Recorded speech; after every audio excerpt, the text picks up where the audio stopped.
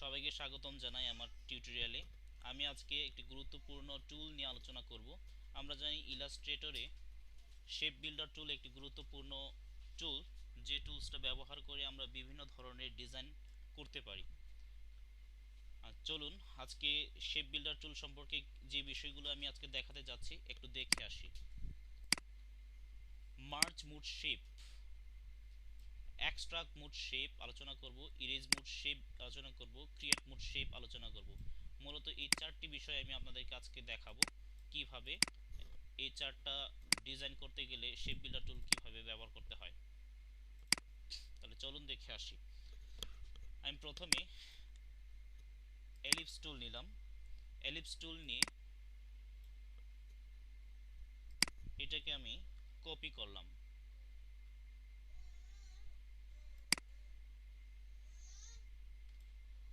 Copy করে এটাকে একটু ছোট করে দিই।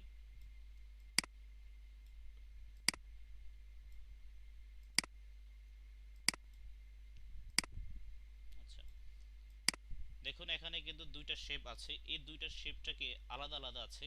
এখন এই আলাদা আলাদা শেপগুলোকে আমি একসাথে করে দিব। সেটা কিভাবে করব? এই দুইটা শেপকে একসাথে সিলেক্ট করে নেন। সিলেক্ট করে নেওয়ার পর শেপ বিল্ডার টুলে যান। এরপর এই যে এখান থেকে ধরে টান দেন, এখানে এখানে ছেড়ে দেন। দেখেন একসাথে হয়ে গেছে, একসাথে হয়ে গেছে। এটার দুইটা সার্কেল নেই, এটা একসাথে হয়ে গেছে। আচ্ছা, এতক্ষণ আমরা যে ফাংশনটা দেখলাম, এই ফাংশনটা হচ্ছে মার্জ মুড শেপ ফাংশন, যেটা আমরা শুধুমাত্র এই শেপ বিল্ডার টুল দিয়েই করতে পারি। শেপ বিল্ডার টুল দিয়ে আরেকটা কাজ করা যায়, যেটা আমরা দেখব extract mode shape. Extract mode shape কিভাবে করবেন? এলিপস টুলটা সিলেক্ট করেন, শিফট বাটন চেপে সার্কেল আঁকেন, এটাকে কপি করেন। দেখেন এখানে দুইটা সার্কেল করা হয়েছে। এই দুইটা সার্কেলের মধ্য থেকে আমরা এই অংশটাকে দেখেন, এই যে মাঝখানের অংশটা, এই পাশেটাও থাকবে না, এই পাশেটাও থাকবে না, শুধু আমরা এই অংশটাকে বাছাই করব, তুলে নিয়ে যাব এখান থেকে। তাহলে সেটা কিভাবে করবেন? দুইটা সার্কেলকে একসাথে সিলেক্ট করেন। সিলেক্ট করার পরে শেপ বিল্ডার টুলে যান, এখানে ক্লিক করেন একটা, এখানে ক্লিক করেন একটা। তাহলে এটা কিন্তু এখন আলাদা আলাদা হয়ে গেছে। হ্যাঁ, এই যে মাঝখানে থেকে গেল এটা। তাহলে এটা আমরা নিয়ে আসলাম, এটাকে বলা হয় এক্সট্রাক্ট মুড শেপ। আমরা এটাকে আলাদা আলাদা করে রেখে দিতে পারি, যাতে করে পরবর্তীতে আমরা দেখতে পারি যে কি কি কাজ করলাম আমরা। এরপর যে ফাংশনটা আমি এখন দেখাতে যাচ্ছি সেটাকে বলা হয় erase mode shape. Erase mode shape কীভাবে করবেন? আচ্ছা, এখান থেকে আমরা স্টার টুলটা সিলেক্ট করি,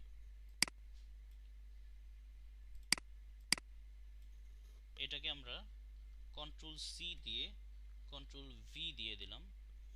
এখন এটাকে কি করব? কপি করে এখানে নিয়ে আসলাম, নিয়ে এসে এটাকে একটু কালারটা চেঞ্জ করে দিই, যাতে কালারটা আমাদের চোখের সামনে ভেসে ওঠে। দেখেন, তাহলে এখানে কিন্তু দুইটা স্টার আমরা দেখতে পাচ্ছি। এখন এই মাঝখানের অংশটা থাকবে না, তার মানে ফুটো হয়ে যাবে এটা। এটা ফুটো হয়ে যাবে। এখন সেটা কিভাবে করবেন? এই দুইটা স্টারকে একসাথে সিলেক্ট করবেন। সিলেক্ট করার পরে শেপ বিল্ডার টুলে যান। এরপরে এই মাঝখানে এখানে দেখেন, এখানে ক্লিক করেন, এটা আলাদা হয়ে যাবে। এখন আমরা এখানে দেখতে পাবো একটা ফুটা হয়ে গেছে। এটা এখন টান দিয়ে সরিয়ে ফেলেন। দেখেন এখানে কোনো কিচ্ছু নেই। এখানে এখন গিয়ে দেখেন ওইটা দেখা যাচ্ছে এর ভিতর দিয়ে। হ্যাঁ, তাহলে এভাবে করা যায়।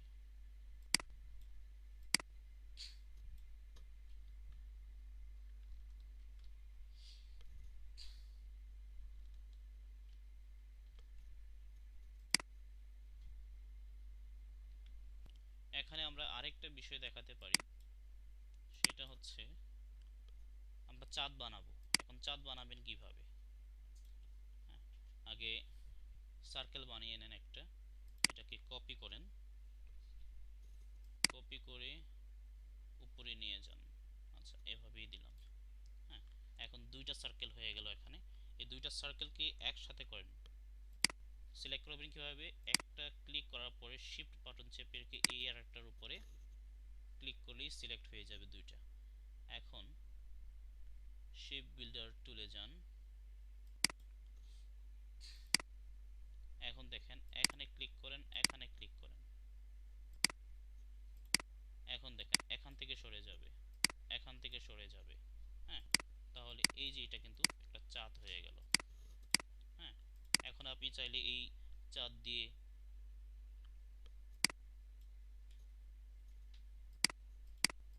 এই চাঁদ চাঁদ দিয়ে আপনি বাস্কেটবল বানাতে পারেন, আবার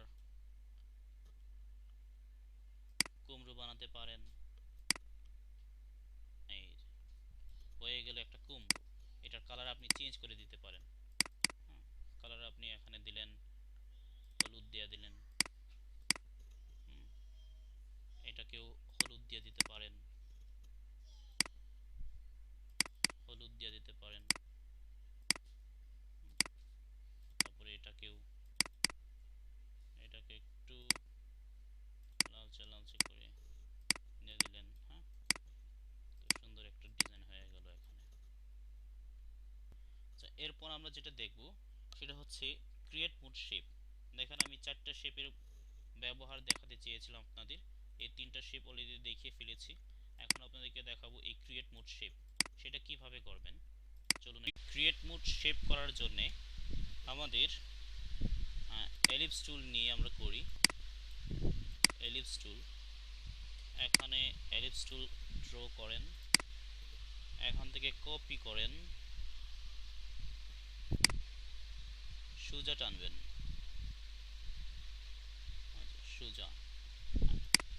এখন দুইটাকে সিলেক্ট করেন, দুটাকে সিলেক্ট করে এটাকেও কপি করেন, সোজা নিয়ে আসবেন।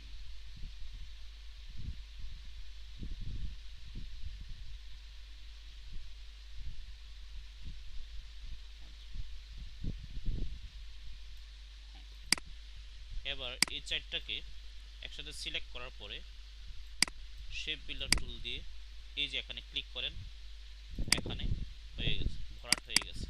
এটাকে আমরা একটু অন্য কালার দিয়ে দিই, লাল কালার দিয়ে দিলাম।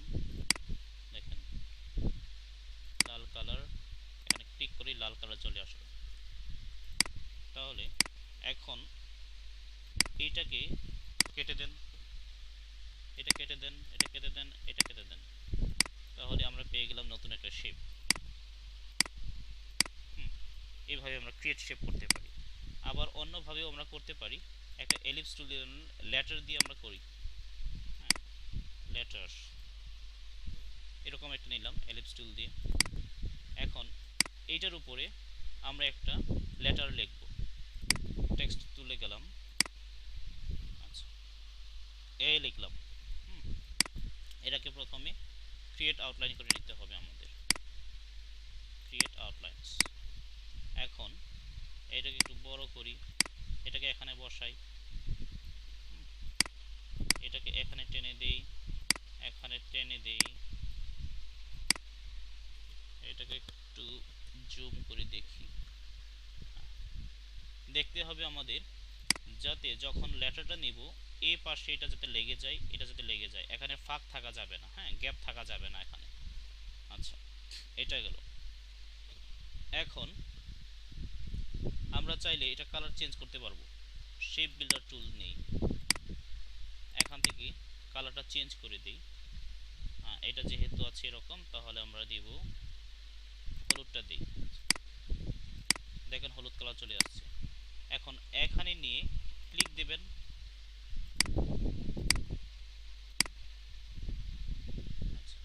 শেপ বিল্ডার টুল,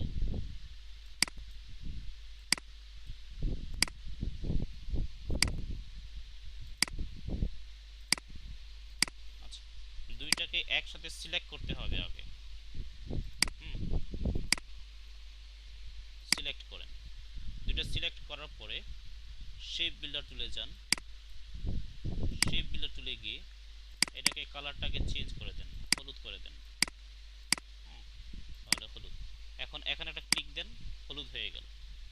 এখানে একটা ক্লিক দেন, এখানেও হলুদ হয়ে গেল। হ্যাঁ, আপনি এখন চাইলে এই কালারটাও চেঞ্জ করতে পারবেন। কিভাবে করবেন? এখানে অন্য একটা কালার নেন, ধরেন এখানে হলুদ নিলাম আর এখানে নিলাম আমরা নেভি ব্লু নিলাম, ক্লিক দেন, এই কালারটা চেঞ্জ হয়ে গেল। ঠিক আছে, তাহলে এইভাবে আমরা শেপগুলোকে ক্রিয়েট করতে পারি।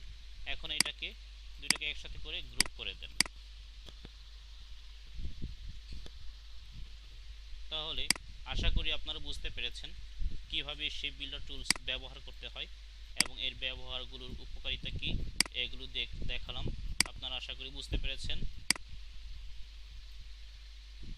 ভিডিওটি কেমন লাগলো তা অবশ্যই কমেন্টে জানিয়ে দিতে ভুলবেন না। লাইক, কমেন্ট, শেয়ার অবশ্যই করবেন। ধন্যবাদ সবাইকে।